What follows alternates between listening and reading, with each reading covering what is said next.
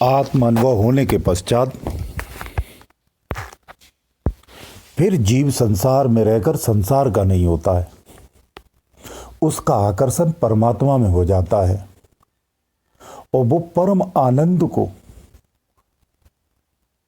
प्राप्त करता है जिसकी मात्र अनुभूति होती है। उस परम आनंद का एक क्षण मात्र का अंश मिलने के पश्चात वो परदेशी हो जाता है। इस देश भौतिक जगत में रहते हुए भी दूसरे देश का हो जाता है, उसका चित्त भी वही होता है। वो इस संसार की भौतिक वस्तुएं, इस संसार के क्रियाकलाप, इस संसार के वैभव, सारी सुख संपदा उसे विचलित नहीं कर सकती। सारी चीजों का भोग तो भोगता है, परंतु उसमें वो उनका नहीं होता है। वो तो ऐसे होता है कि मन किसी और को दे दिया, कार्य किसी और के साथ है। यही एक आत्मदर्शी जीव की होती है। वो संसार में आपके जैसा ही दिखेगा, आपके जैसे ही रहेगा, आपके जैसे ही कार्य करेगा और आपके जैसे ही सुख भोगेगा, परंतु वो उसमें आसक्त नहीं होता है, उससे बंधित नहीं होता है। वो अपने जीवन को इस तरह से बना लेता है जैसे एक पौधा होता है अरुई का, उसका पौधा पानी में रहता है तो आपको लगता है गीला है, पानी में अन्य पौधों को लगता है कि ये भी गीला है हमारी तरह, लेकिन जब वो पानी से बाहर निकलता तो सूखा ही होता है। ऐसे ही एक आत्मदर्शी पुरुष वो संसार में रह कर के संसार के सारे सुखों का आनंद लेता है, लेकिन संसार के किसी भी आनंद उसे विचलित नहीं कर सकता है, उसे प्रभावित नहीं कर सकता है। वो यहाँ के सुखों से गीला नहीं होता है, वो अपने आप में स्वच्छ और सूखा ही रहता है।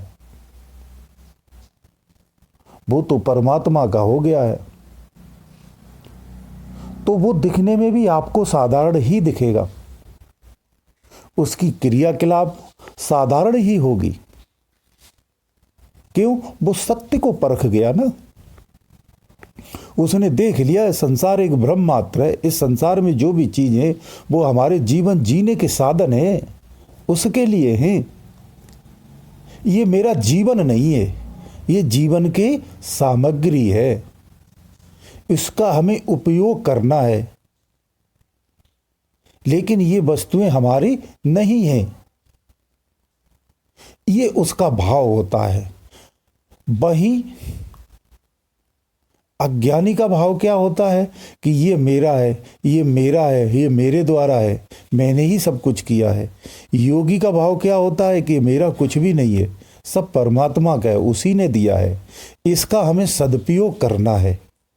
क्या करना है? सदुपयोग करना है, दुरुपयोग नहीं करना है। एक मूढ़ व्यक्ति उसका दुरुपयोग करता है, अपनी इच्छाओं की पूर्ति के लिए किसी भी हद तक चला जाता है, किसी भी सीमा को लांघ जाता है, यहां तक कि वो अपने प्राणों की भी बाजी लगा देता है। उसे कहता मैं कामयाब हो गया। जब वो उसका मनोरथ पूरा होता है ना तो उसे बोलता है कामयाब हो गया मैं, ये उसकी कामयाबी कही जाती है। लेकिन एक आत्मदर्शी की कामयाबी परमात्मा की प्राप्ति होती। मनुष्य का वास्तविक धर्म, आत्मा का वास्तविक धर्म क्या है? परमात्मा की प्राप्ति।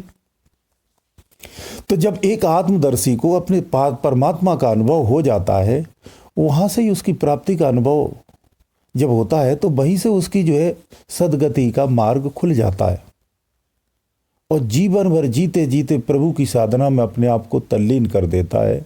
और मृत्यु से पहले भी कोशिश करता है कि मृत्यु से पहले कि मुझे मृत्यु को प्राप्ति न होनी पड़े, ये शरीर मुझे त्यागना पड़े, उससे पहले मैं परमात्मा मय हो जाऊं, परमात्मा में लय हो जाऊं, परमात्मा स्वरूप हो जाऊं। और इसी साधना में करते करते वो परमात्मा में लय हो जाता है। ये उसका सत्कर्म है। वो संसार में भी रह करके संसार में सत्कर्म ही करता है, उसके हृदय में क्लेश नहीं होगा, उसके हृदय में कुरीत या कूटनीति नहीं होगी। वो सत्कर्म करता है, दुष्कर्म नहीं करता है। उसके कार्य से संसार को सुख का आनंद होगा, क्लेश का नहीं होगा, कष्टों का नहीं होगा। वो कार्य इस तरह से करता है कि हमारे कर्म से किसी को कष्ट ना हो, हमारे कार्य से किसी को परेशानी या बाधा ना हो। वो इस भाव से कार्य करता है। वो देखता है संसार में कि ये दुखी हैं, ये परेशान हैं, तो इनका क्या उपाय किया जाए, इनका कष्ट दूर किया जा सके, इनके कष्टों को कैसे हटाया जा सके। वो आत्म भाव से देखता है।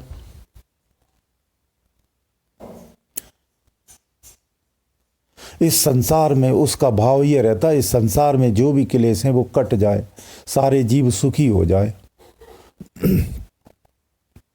सभी सुख से रहे हों, सभी निरोगी हों। तो लेकिन ये भाव कैसे होगा? जब तक व्यक्ति को ज्ञान नहीं होगा, जब तक उसे आत्म अनुभव नहीं होगा, ये बिल्कुल संभव नहीं है। इसीलिए समय समय पर हमारे ऋषियों ने, महात्माओं ने, संतों ने, योगियों ने समय समय पर चेताते रहे।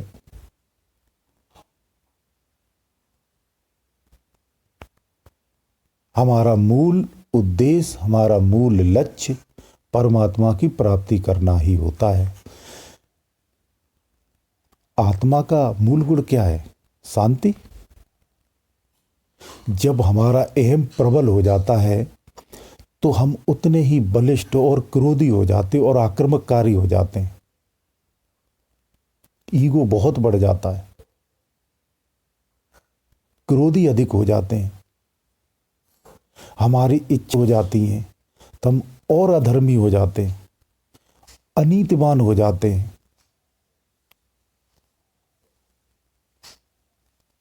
और अपने मूल भाव को छोड़ देते हैं। जब अहम टूटता है, उदाहरण देता हूं, जैसे एक व्यक्ति है, बहुत उद्यमी है, सबको सताता है, बहुत वायलेंस करता है। एक दिन वो घिर गया और बहुत मारा। जब उसका अहम टूटा, चारों तरफ से फंस गया, अब मैं कहाँ जाऊं। तो आदमी कभी भी आप देखना, जब उसका अहम टूट जाता है ना, तो शरणागत हो तो हो, कोई सम्मुख है तो शरणागत होगा, नहीं तो वो एकांत में शांत बैठ जाता, चुपचाप जाके। क्योंकि कुछ क्षण के लिए उसका अहम खत्म हो गया है। अहंकार जब खत्म होता है तो व्यक्ति आत्म भाव में चला जाता, विचार उसके शून्य हो जाते हैं, चित्तवृत्तियां उसकी शांत हो जाती हैं। तो वो उतने टाइम तक शांत बैठा रहेगा, कुछ नहीं करेगा, न लड़ेगा, न झगड़ेगा, न कुछ बोलेगा, शांत हो जाएगा और एकांत हो जाएगा। यही तो आत्मा का भाव है। जो आत्म में भाव में रहता है वो हमेशा शांत रहता है, एकांत भी रहता है, सबके साथ भी रहेगा तो हंसमुख और खुशी दिखेगा। उसके मन में क्लेश मात्र भी हृदय में नहीं होता, बिल्कुल किसी के प्रति दुर्भावना नहीं आती है। किसी के प्रति वो बुरा कभी सोच ही नहीं सकता है। उसको कोई कितना भी समाज कष्ट दे, उसके हृदय में बुराई नहीं आएगी किसी के प्रति। क्यों?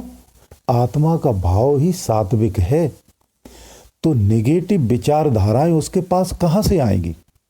आ ही नहीं सकती। तो आत्मदर्शी के पास नेगेटिव ऊर्जा समाप्त हो जाती है। उसके इर्द गिर्द घूमती रहती संसारिक, लेकिन उसे प्रभावित नहीं करती है। यही आत्म अनुभव का लक्षण होता है। एक आत्मज्ञानी आपके बगल में रहता होगा, आप नहीं जान पाएंगे, क्योंकि वो आपसे ज़्यादा साधारण होगा। उसका जीवन साधारण होता है। वो लोभ लालच में नहीं आता है, वो आडंबरों में नहीं होगा।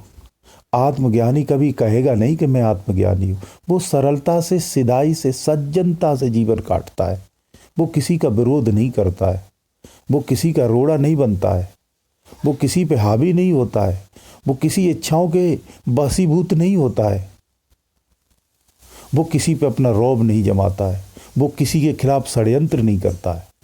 वो अपने में रहता है और अपना जीवन साधारण रूप से जीता है। उसे संसार से कोई मतलब नहीं होता है कि कौन क्या कर रहा है, कहाँ जा रहा है, उसे कोई लेना देना नहीं।